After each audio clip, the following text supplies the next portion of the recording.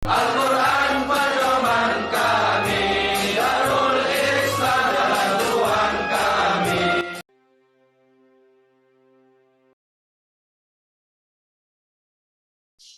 Assalamualaikum warahmatullahi wabarakatuh.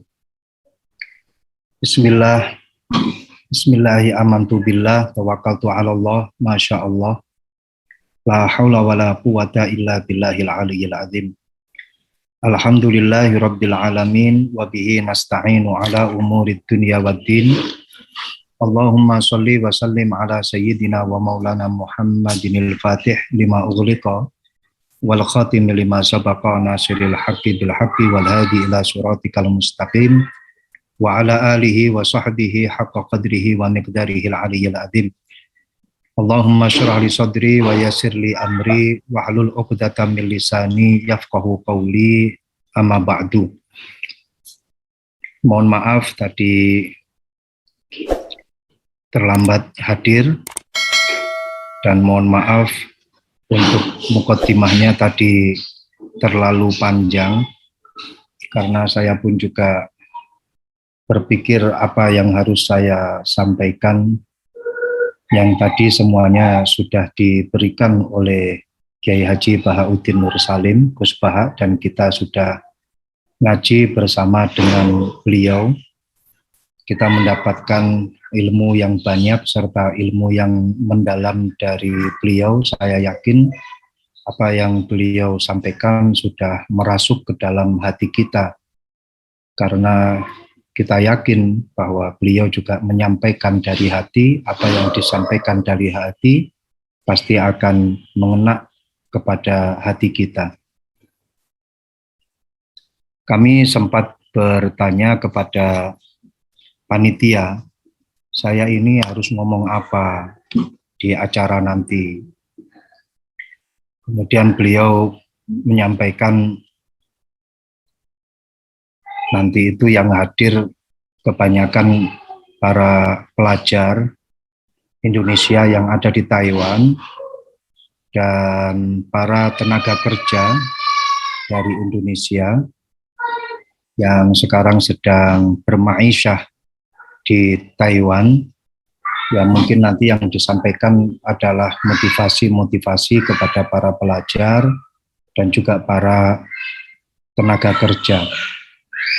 Dalam hal ini izinkan kami untuk menyampaikan bahwa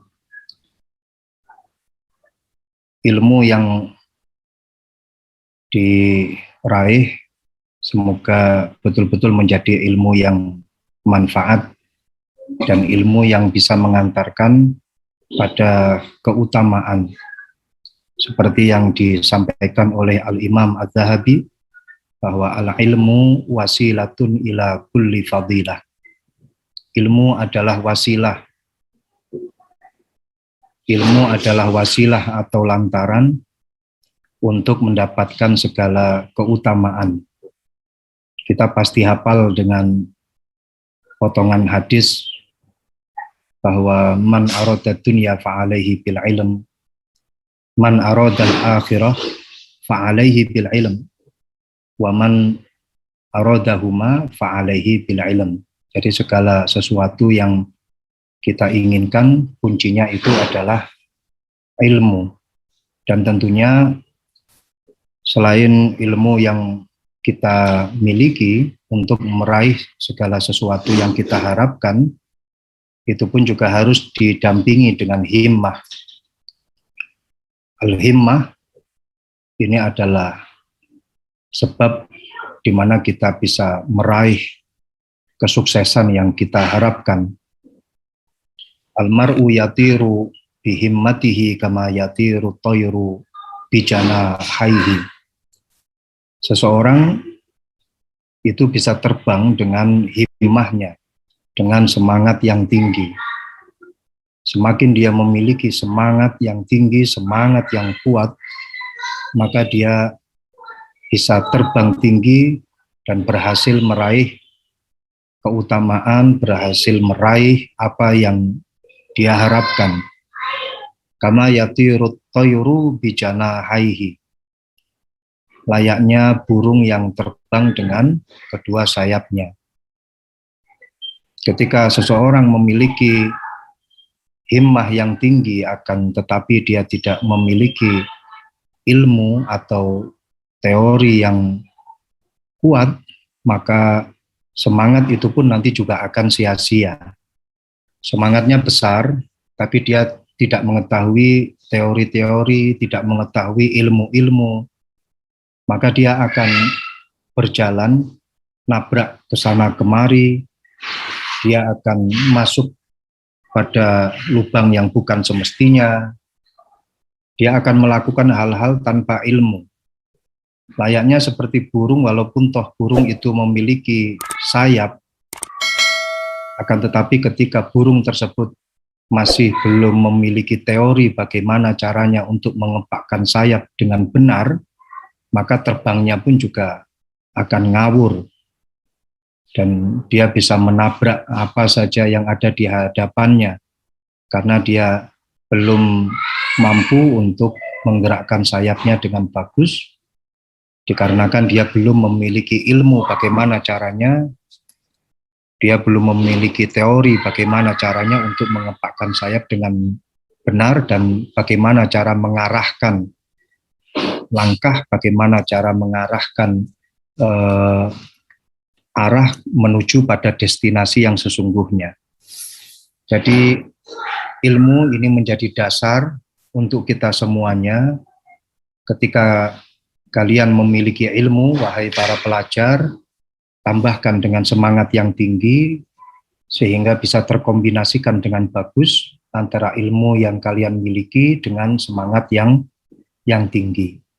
Manfaatkan waktu dengan sebaik-baiknya, karena masa yang saat ini kalian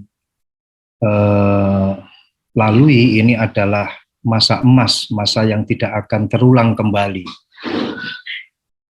Allah Subhanahu wa Ta'ala memberikan kita ini 3 masa, 3 fase dalam kehidupan kita. Allahul ladzi khalaqakum min dha'fin, summa ja'ala min ba'di dha'fin quwwatan, summa ja'ala min ba'di quwwatin dha'fan wa syaibatan. Yakhluqu ma yasha' wallahu al-alimul qadir. Allah memberikan kita masa yang pertama, yaitu masa muda, masa lemah, ya. Allah memberikan masa kita yang pertama itu adalah masa lemah. Masa lemah di sini adalah masa kita ketika masih jadi bayi, masih baby, masih balita. Kita lemah untuk melakukan aktivitas. Ketika mau makan, kita minta disuapin. Ketika mau mandi, kita minta dimandiin. Ketika kita mau tidur, minta dininabubuin, minta didongengin, kancil, nyolong timun, dan lain sebagainya. Masuk kemudian masa yang berikutnya, yaitu masa kuat. Dan ini hanya satu masa. Ya, hanya satu masa, yaitu masa muda. Ini adalah masa emas, karena berikutnya kita akan kembali pada masa lemah. Masa seperti halnya masa yang pertama, yaitu masa tua.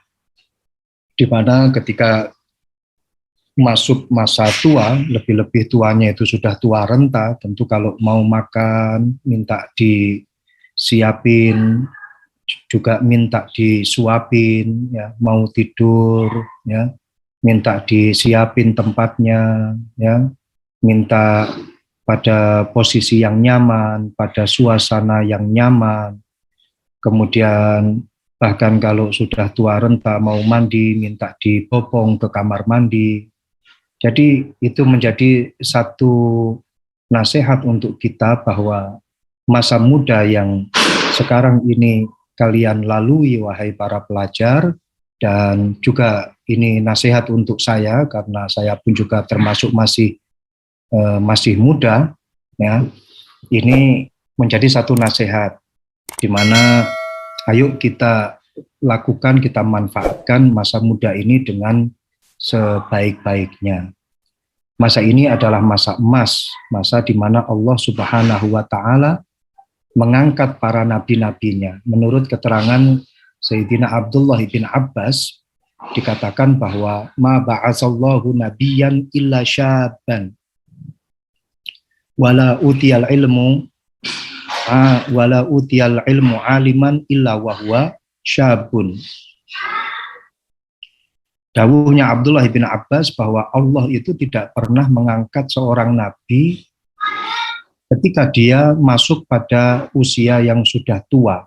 Allah tidak pernah mengangkat seorang nabi, kemudian baru diangkat 1 minggu, 2 minggu berikutnya, kemudian dia sudah meninggal dunia. Tapi Allah itu mengangkat seorang nabi ketika beliau itu dalam masa muda. Ya, seperti yang kita ketahui bahwa Nabi Isa itu wafat itu ketika umur 33 tahun, masih sangat muda sekali. Dan bahkan Rasulullah Shallallahu Alaihi Wasallam tuwfiya wa fi ra'sihi wa lihyatihi ishruna sya'ratan bayda. Rasulullah itu ketika wafat di situ ditemukan di rambut dan juga di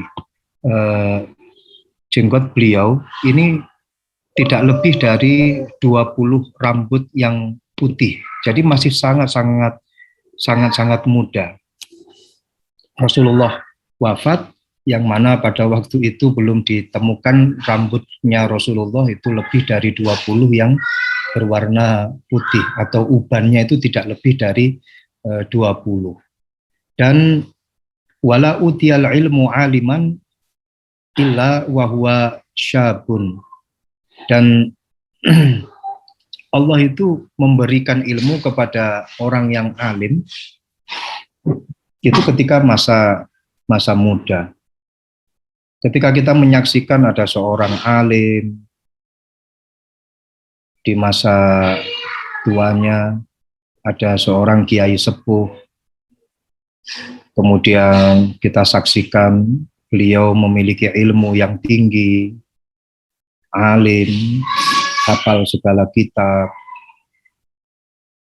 Ini yang beliau sampaikan adalah hasil ketika beliau itu mencari ilmu di masa mudanya, dan beliau diberikan ilmu oleh Allah itu ketika beliau masih muda, ya, yang kemudian menetap di dalam hatinya dan disampaikan kepada kita. Memang kita temukan ada beberapa ulama yang dikisahkan di situ memulai belajar ketika masa tuanya, katakanlah seperti salah satu kisah yang meriwayatkan bahwa Syekhul Islam Zakaria Al-Ansori itu pun masuk belajar di pondok pesantren, itu masuk ketika sudah tua. Terus kemudian Al-Imam Al-Qurtubi itu juga ada satu riwayat yang mengisahkan beliau itu masuk ke pondok pesantren juga ketika masa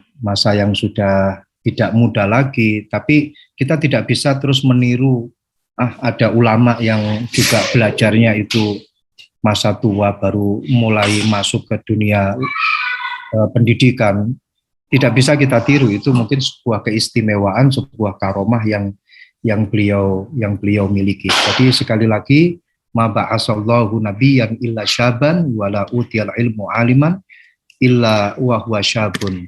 Ya, seperti yang didawuhkan, dikisahkan tentang kisahnya Nabi Ibrahim, qalu sami'na fatan, ya, yadhkuruhum yuqalu lahu Ibrahim, yang mana ini menjadi satu jawaban dari ayat qalu man fa'ala hadza bi alihatina innahu laminadz zalimin. Ya. Jadi ini menjadi satu nasihat untuk kita semuanya, wahai para pelajar dan juga para pemuda-pemuda yang masih dalam tahap mencari ilmu. Masa depan itu ada di tangan kalian, ya, karena syababun al-yaum rijalun al-ghad. Para pemuda saat ini yang sedang mencari ilmu kelak nanti akan menjadi pemimpin-pemimpin kita, pemimpin-pemimpin umat. Mbah Kiai Hasyim Asy'ari juga mengingatkan kepada kita bahwa la khaira fi ummatin idza kana abna'uha juhala wala tasluhu ummatun illa bil ilmi. Tidak ada kebagusan di dalam satu umat ketika para generasinya, para kader-kadernya itu adalah kader-kader yang bodoh, generasi-generasi yang bodoh. Tidak akan ada kebagusan bagi sebuah umat. Wala tasluhu ummatun illa bil ilmi. Dan dawuhnya Mbah Kiai Hasyim Asy'ari bahwa kemaslahatan umat itu tiada lain kecuali dengan ilmu. Maka tetap semangat dalam belajar, wahai para pelajar, semoga mendapatkan ilmu yang manfaat. Amin ya rabbal alamin. Kemudian yang berikutnya, yang kedua, dawuhnya panitia, siapa yang hadir di majelis ini dan saya harus bicara dengan siapa?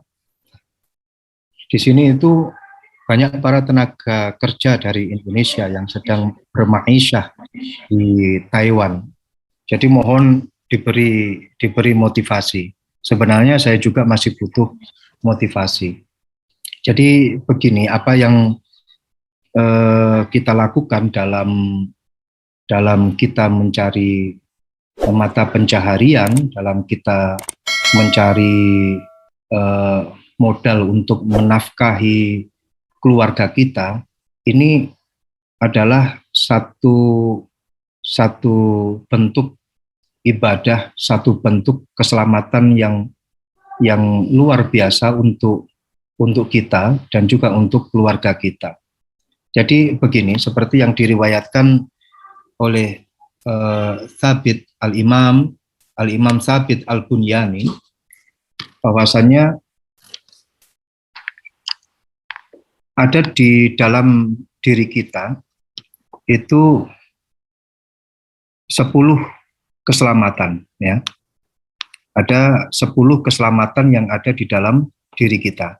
Keselamatan ketika kita berinteraksi dengan masyarakat, keselamatan ketika kita berada di dalam keluarga kita, keselamatan ketika kita berinteraksi dalam profesi kita, dalam jabatan kita, dalam mengemban amanat jabatan kita, ada 10 keselamatan.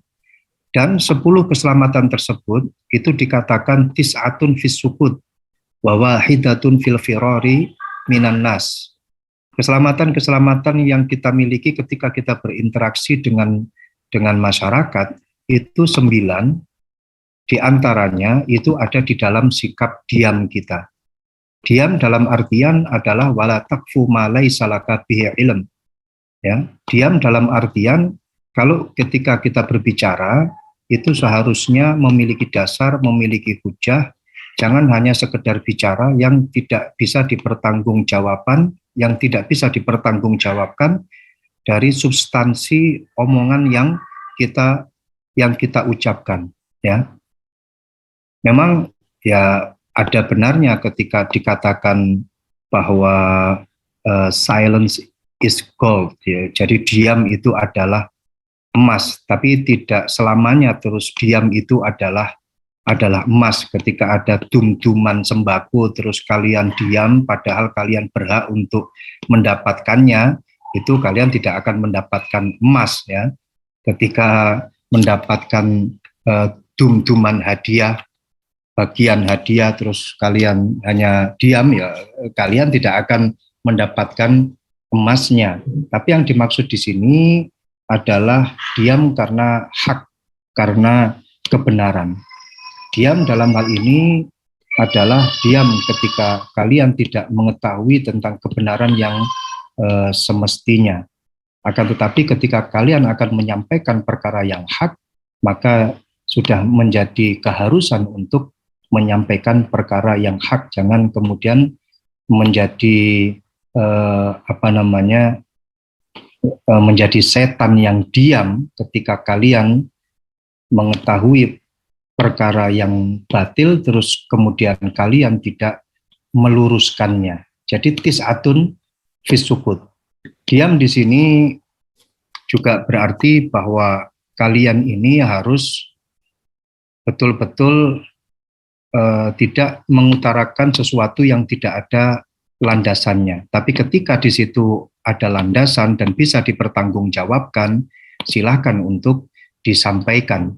Seperti wala taqfu ma laisa laka bihi ilm yang disampaikan di dalam Al-Qur'an, dan juga disampaikan bahwasannya Al-Imam Al-Ghazali itu dawuh bahwa banyaknya perbedaan pendapat di antara manusia, pertikaian di antara manusia itu dikarenakan orang-orang yang bodoh yang tidak mengetahui tentang dasar agama itu banyak berbicara, sehingga beliau menyampaikan lau sakata man la yadri laqallal khilafu bainal khalqi. Kalau seandainya orang-orang yang bodoh, orang-orang yang tidak tahu itu diam, maka pasti ya akan kita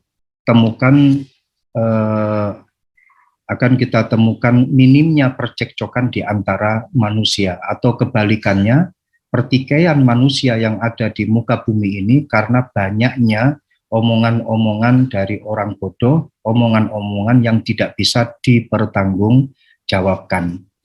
Makanya saya juga sering menyampaikan bahwa ketika kita bermedsos, bermedia sosial, ketika kita menyampaikan sesuatu di media sosial, janganlah sering-sering untuk komentar, lebih-lebih komentar itu tidak ada dasar.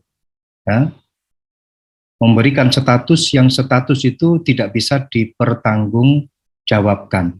Ya, berkomentarlah ketika komentar kalian ini bisa dipertanggungjawabkan. Berilah status ketika status itu bisa dipertanggungjawabkan dan memiliki dasar. Karena percekcokan yang ada di antara kita ini salah satu faktornya adalah mendapatkan informasi dari orang yang tidak bertanggung jawab, dan informasinya itu pun juga tidak bisa dipertanggungjawabkan. Wa wahidatun fil firari minan nas. Keselamatan ketika kita berinteraksi dengan masyarakat, 9 diantaranya adalah sifat as-sukut, kemudian 1 diantara 10 itu adalah al-firaru minan nas, yaitu keluar dari kerumunan manusia. Dalam hal ini keluar diartikan dia tidak melibatkan diri dalam berbagai masalah. Itu adalah 1 dari 10 bagian yang menjadi kunci daripada keselamatan ketika kita berinteraksi dengan masyarakat. 9 dari 10 itu adalah sifat as-sukut. Wal ibadatu asyratu ajza. Kemudian ibadah, di situ ada 10 komponen. Ibadah itu ada 10 komponen. Dan 10 komponen itu kemudian dibagi menjadi 2, tis'atun fi talabil ma'isyah. 9 dari 10 dari ibadah itu adalah tolabul ma'isyah, yaitu mencari mata pencaharian, mencari nafkah untuk dirinya dan juga untuk keluarga. Wa wahidatun fil ibadah, dan 1 itu ada di dalam ibadah selain mencari mata pencaharian atau bekerja untuk memberikan nafkah keluarga. Jadi ini adalah salah satu bentuk bagaimana cara kita menyikapi sosial kemasyarakatan yang ada di sekitar kita, dan bagaimana kita ini beribadah, kita harus mengetahui komponen-komponen yang ada di dalamnya. Memang ketika kita tolabul ma'isyah, pasti ada yang namanya jatuh bangun, dan juga pasti ada yang namanya saling bertikai. Itu kadang kita temukan ya, saling bertikai antara satu dan yang lain karena masalah mata pencaharian. Bahkan ada orang itu mengatakan, kenapa sih kita kok disuruh bekerja Padahal yang namanya rizki itu katanya sudah ditetapkan oleh Allah. Dan setiap orang itu sudah memiliki jatah rizki masing-masing. Terus kenapa kita ini kok disuruh bekerja, mencari nafkah, dan semestinya kan kalau sudah ditetapkan rizkinya fulan bin fulan ini sekian, langsung saja kasihkan. Rizkinya orang itu sekian, sekiannya langsung saja ditransfer. Semisal sudah ditetapkan rizki ketika dia hidup di dunia itu 100 miliar semisal, ya langsung saja ditransfer masuk ke rekening ya, karena sudah menjadi ketetapan. Kenapa kita harus berusaha? Kenapa kita harus banting tulang ya, meres keringat? Kenapa gitu? Padahal juga disampaikan bahwa yang namanya rizki itu sudah menjadi ketetapan dan tertulis di Lauhil Mahfudz semacam itu. Ya, tapi perlu kita ingat Al-Imam Syaqiq ibn Ibrahim, di situ beliau memberikan penjelasan dari ayat Al-Quran, walau basatallahu rizqa li'ibadihi labaghaw fil ardi. Jadi sangat jelas sekali.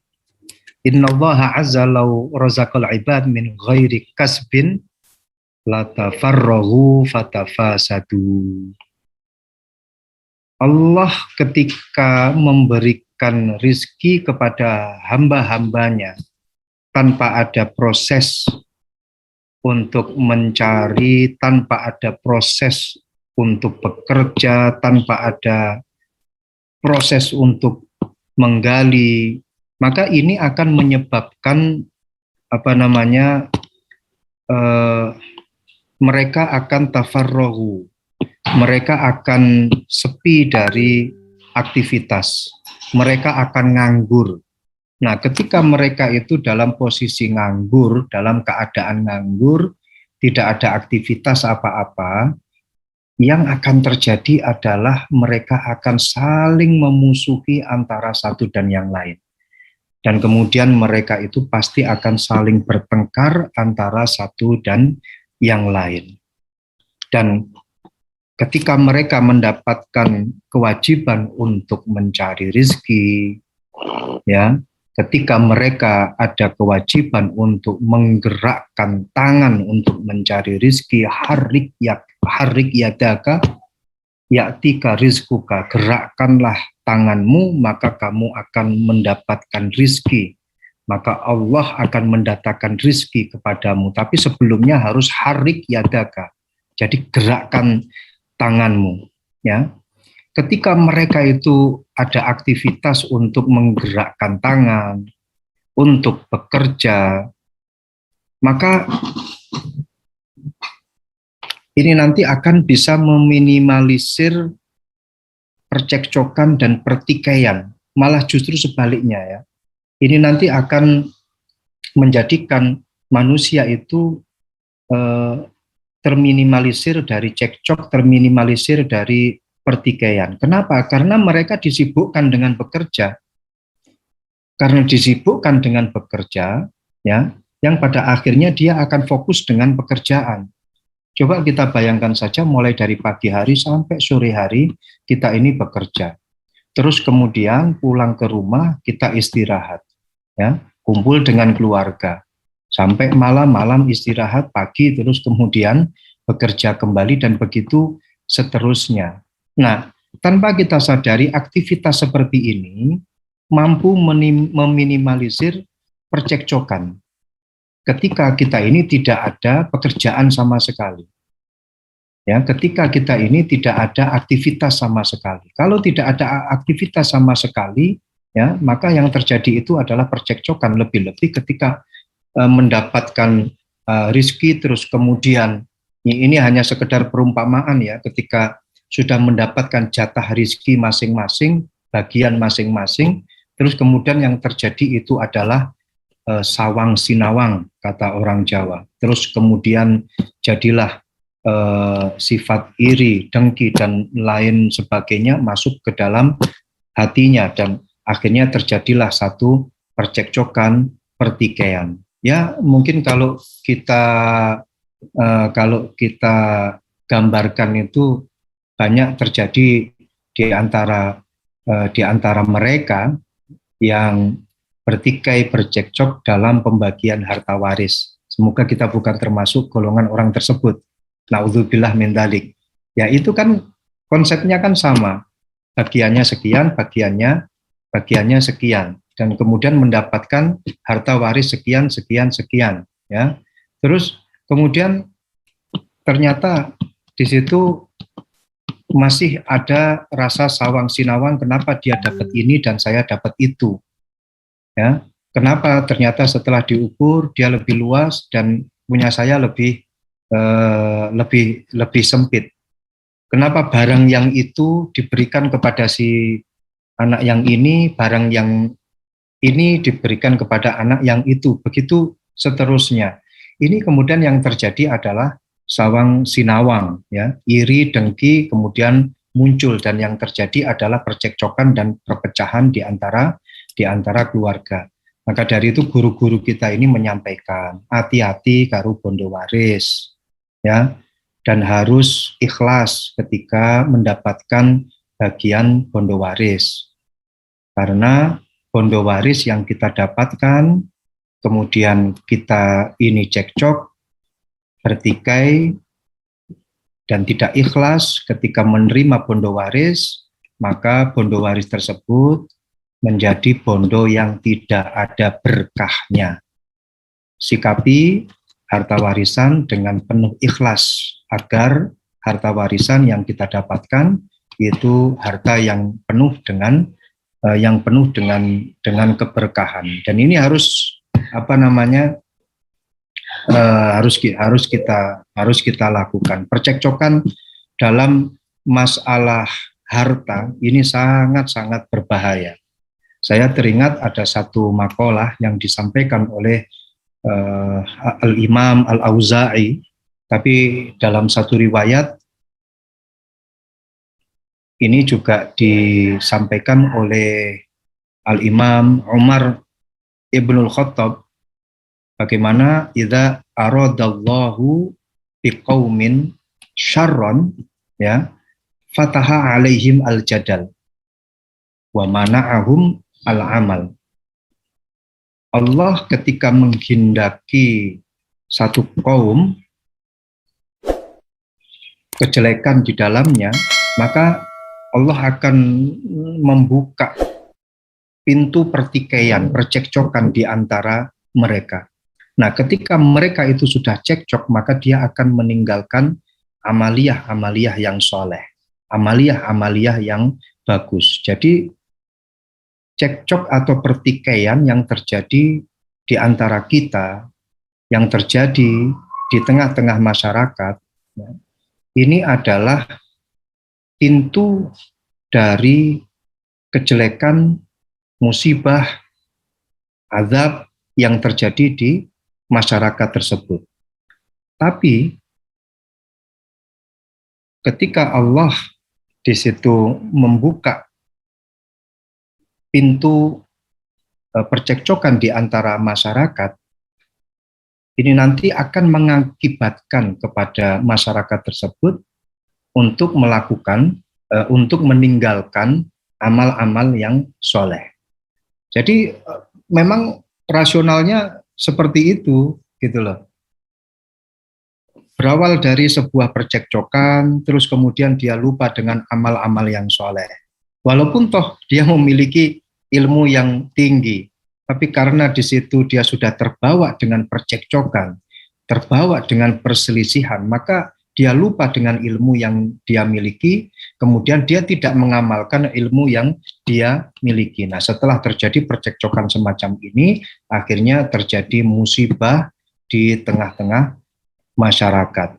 Jadi sekali lagi kita kembali pada profesi kita, ketika kita bekerja, mencari nafkah, mencari mata pencaharian, ya, mencari modal untuk kehidupan kita, maka yang namanya ilmu dan amal, ayo ini kita selaraskan. Kemudian yang terakhir dalam hal pekerjaan, manusia dalam pekerjaan itu terbagi pada 5 martabah, terbagi pada 5 darajah. 5 tersebut, yang pertama adalah man yara ar-rizqa minallahi ta'ala wa minal kasbi fahuwa musyrik. Ada orang yang mengatakan bahwa rezeki yang dia dapatkan itu adalah dari Allah. Tapi selain itu dia juga berkeyakinan bahwa rezeki yang dia dapatkan ini dari dirinya sendiri, dari banting tulangnya dia. Maka orang yang semacam ini dikatakan sebagai orang yang musyrik karena dia menyekutukan antara Allah dengan pekerjaannya. Wa minhum, sebagian dari mereka itu ada yang melihat bahwa ar-rizqu minallahi ta'ala. Tapi dia la yadri ayu'tihi amla fahuwa munafikun. Ada di antara mereka yang mengatakan, martabat yang kedua ini mengatakan bahwa rizki itu dari Allah. Tapi dia tidak tahu apakah Allah itu memberikannya kepada dirinya atau Allah itu tidak memberikan rizki tersebut kepada dirinya. Jadi dia itu mengetahui bahwa Allah itu adalah zat yang memberikan rizki, akan tetapi di dalam hatinya dia punya satu keraguan-raguan, apakah ini betul-betul diberikan oleh Allah kepada saya, atau ini bukan dari Allah, tapi ini murni dari pekerjaan saya.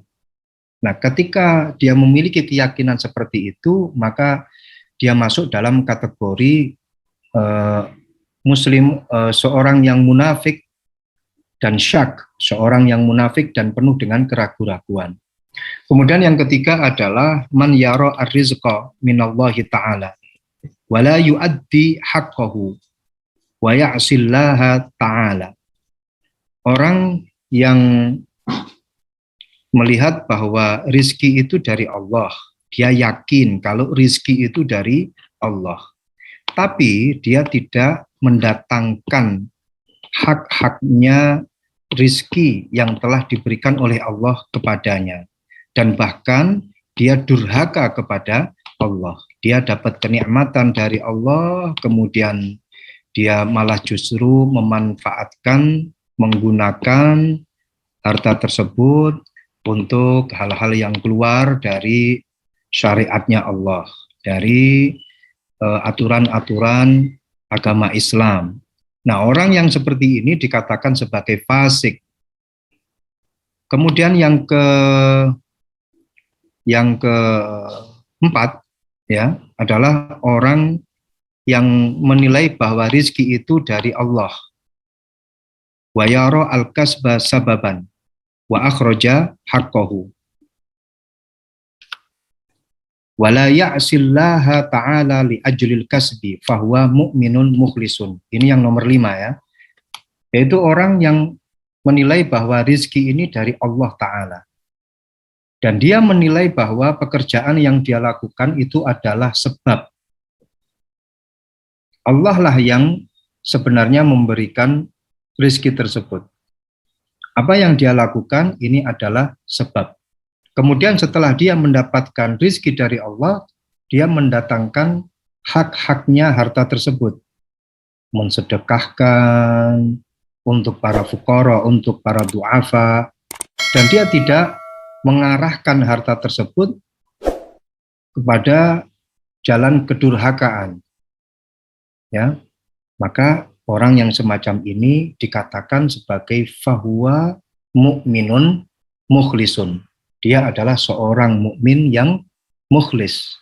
Ini kategori-kategori orang yang sedang bekerja, kategori-kategori ketika orang sedang berprofesi, sedang menjalankan amanah pekerjaannya. Semoga kita termasuk golongan daripada orang yang mukmin mukhlisun.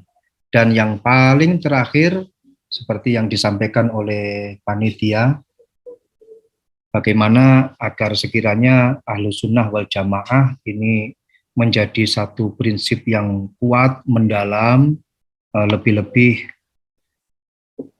untuk kami yang berada di Taiwan, ya, bagaimana agar kami ini tetap istiqomah di dalam akidah Ahlus Sunnah wal Jamaah, An-Nahdiyah. Ya. Tentunya kita ketahui bersama bahwa akidah Ahlus Sunnah wal Jamaah ini sudah jelas. Firqah yang selamat itu ya firqah Ahlus Sunnah wal Jamaah, firqah yang mengikuti Rasulullah, sahabatnya, dan mengikuti manhaj para ulama salaf. Ini adalah firqah yang selamat, secara jelas dikatakan seperti itu. Dan di dalam Nahdlatul Ulama juga jelas yang mana mazhab kita dalam berakidah Asy'ariyah, Maturidiyah jelas benarnya. Kemudian dalam bertasawuf Al-Ghazali dan Imam Junaid juga jelas silsilah sanad keilmuannya dan juga kebenarannya. Madzhabul arba'ah juga sudah jelas. Maka ketika semuanya sudah jelas, maka marilah kita menjadi orang yang jelas untuk mengikuti sesuatu yang jelas. Jangan menjadi orang yang tidak jelas. Itu mungkin sudah cukup bagi kita, semuanya sudah jelas, ya. Dan yang jelas apa yang disampaikan oleh Mbah Kiai Hasyim Asy'ari di dalam kitab Risalatu Ahli Sunnah wal Jamaah, ya, itu pun juga sudah jelas. Semoga saja kitab Risalatu Ahli Sunnah wal Jamaah itu menjadi satu kajian rutinan yang dilakukan bagi teman-teman PCNU Taiwan, atau mungkin kitab-kitab yang lain dalam rangka untuk menguatkan kembali, mempertebal ajaran-ajaran Ahlus Sunnah wal Jamaah, sehingga nanti ketika kalian pulang ke Indonesia, ya, itu nanti tidak berubah, tidak terkontaminasi dengan transideologi yang berseberangan atau transnasionalisme yang berseberangan. Semoga tetap istiqomah berada di Ahlus Sunnah wal Jamaah An-Nahdiyah. Mungkin itu yang bisa kami sampaikan, kurang lebihnya mohon maaf. Wal-afu minkum. Wassalamualaikum warahmatullahi wabarakatuh.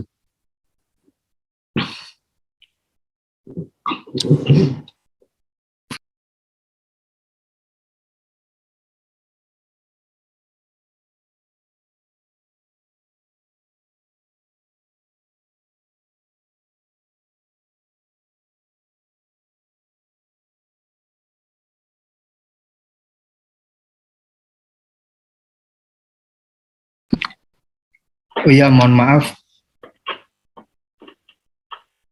Tadi disampaikan untuk menutup dengan doa. Kita doa bersama-sama. Semoga silaturahmi ini menjadi silaturahmi yang istiqomah, mu'abbadah ila yaumil qiyamah, dan kita dikumpulkan bersama dengan orang-orang yang alim, orang-orang yang soleh, dan apa yang kita lakukan di majelis ini menjadi amal yang soleh. Amin ya rabbal alamin.